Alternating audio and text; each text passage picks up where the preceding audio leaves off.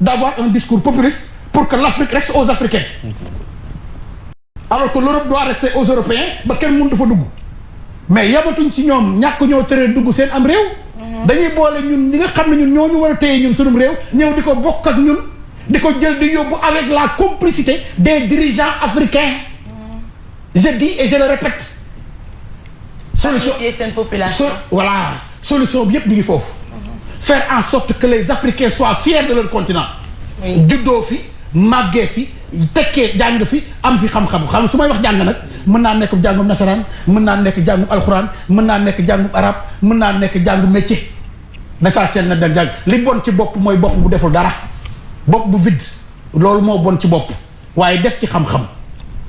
yow menuisier nga man mii li may ba bu ma amoon tey jii comment dirais-je budget 50 millions bëgg kër mënumaa yëkkati benn brique damay wooyi maçon. damay wooyi Baye Fall mii mu defal ma aluminium mu defal ma ay grilles pour sécuriser ma maison ainsi de suite maanaam li ma bëgg a wax mooy ku nekk da cee war a jàpp mais il faut que les Africains gëm seen bopp l'Afrique aux Africains d'abord.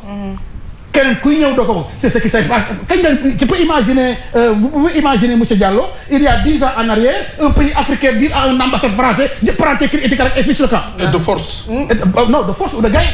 C'est le Mali qui l'a fait, non? Le Niger. Non, c'est le Niger. Macron qui disait que amul lu muy wax ak ñoom parce que il ne les reconnaît pas. seetaan naa ko bërki démb. mu ne il est contraint de parler avec les rebelles ne serait-ce que pour xool plan bi acheminé pour que les militaires reviennent en France wax ak ñoom par la force la. par la force la. Des questions de souveraineté. Exactement. tu as monsieur Diallo déglu nga discours Nations Unies. les différents pays yi wax naa ne dañu def processus déglu nga seen discours assemblée extraordinaire bu Nations Unies. résumé bi yëpp xam mooy lan l'Afrique aux Africains maanaam naxe bi dafa doy. dëgg la l'Afrique aux Africains il appartient plutôt aux dirigeants africains de faire en sorte que leur jeunesse soit fière de leur continent juddoo fi màggee fi yaroo fi tekki fi te ñu arrêter les humiliations yi nga xam ne effectivement les grandes puissances ñi ngi koy def avec la complicité encore une fois de nos dirigeants depuis les indépendances lii mooy waxi dëgg leneen yëpp ay waxi caaxaan la. ñu bëgg ko ñu bañ ko les choses sont en train de changer. mais bu baax a baax. les choses sont en train de changer sur le même plan sur le plan. boo fa dem ñoom extrême droite ñooy jël les pouvoirs. dëgg la c'est Brésil Italie France koo ci gis mi ngi gën a am doole dans 10 ans pays yi ngay gis léegi yëpp extrême droite moo leen di gouverner. extrême droite mooy képp ku fa nekk immigré génnal nga dem sa dëkk toog ñoom nañ ñu préparer. ba buñ ñuy dàq ñun ñu nekk fier ñun de rester dans notre continent. loolu mooy dëgg. espérons. C'est le nouveau défi. Oui, très rapidement. Très rapidement. Moi, il y a des solutions conventionnelles. Aujourd'hui, par exemple, l'immigration circulaire, l'Espagne a compris que il faut accompagner dans le domaine de l'agriculture, dans le domaine de Erasmus pour les étudiants, le consulat, l'ambassade de l'Espagne au Sénégal, par exemple, il accompagne un groupe de jeunes ñuy dem def seen campagne saisonnière am seen convention am seen contrat ils reviennent par l'encadrement de l'ambassade. Maguette yaa mëntu la bay moo tax. seen i Maguette mëntu la bay. Donc aujourd'hui c'est un exemple qu'il faut donner. Et maintenant sur le plan international. La géopolitique internationale en train de changer. D'accord. Le BRICS. tey ñu bëri mu ngi changer et l'Afrique doit se positionner comment nag l'Afrique doit se positionner c'est-à-dire le multilatéralisme bi amoon les conventions yi nga xam ne aujourd'hui l'Afrique était tout le temps consultée nos partenaires l'Afrique n'était pas acteur ils étaient toujours conclus loolu tamit il faut que ñu kii sur le plan diplomatique aujourd'hui le sursaut du développement de l'Afrique d'abord c'est sur le plan diplomatique d'accord la souveraineté revient moi nag je suis contre une chose oui laquelle les politiques oui. aux politiciens, oui. les militaires oui. dans les casernes pour gérer la souveraineté nationale. Moi, oui. Je suis activiste des droits de l'homme. Li xew Mali, li xew Niger, li xew Burkina Faso, li xew Tchad, mooy li xew Gabon. ñun benn lecture lañ ci mën a am mooy ni que si les politiques comme li nekk di xew Sénégal bu ñu caaxaanee seen bopp militaires yi ñooy ñëw def li ñu war a def.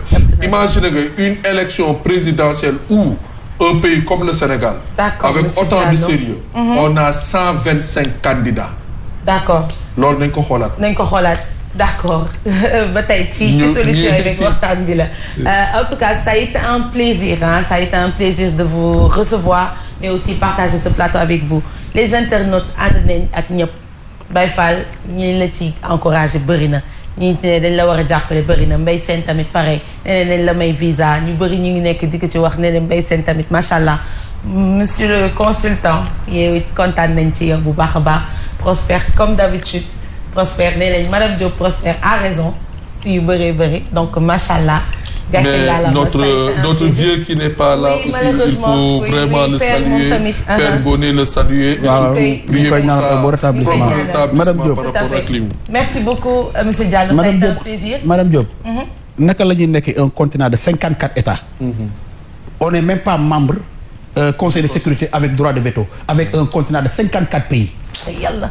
Ça veut dire quoi ça ñun ban Afrique lañ ñun. moo ma jaaxal monsieur Diallo merci beaucoup. Merci beaucoup monsieur Diallo. Merci beaucoup. di remercier Mouhamed Diop bu baax a baax pour la coordination monsieur Diallo merci à la dernière minute nga accepté ñu li nga xam te ne mooy invitation bi. ñu doy loolu muy plaisir nag. xam nga te nii nga ko defee ñun ñu bëri dañ ñuy xalab du ñu ne non da ngay nekk si télé yi di kaas di kii si waxul man waxuma.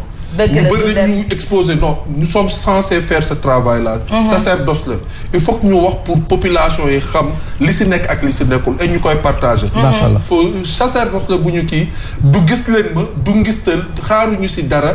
dañ koy def par rapport ak loolu donc boo leen ñu yëkkatee. te ñu muy nekk farata dañ si war a. merci vraiment merci moo tax ñu ngi lay remercier bu baax a baax Baye Fall jaajëfal la yow tamit ci sa teewaay sa disponibilité te li ngay défendre am na solo moo tax. dina baax Baye dina baax. incha allah lay jaajëfal dina baax.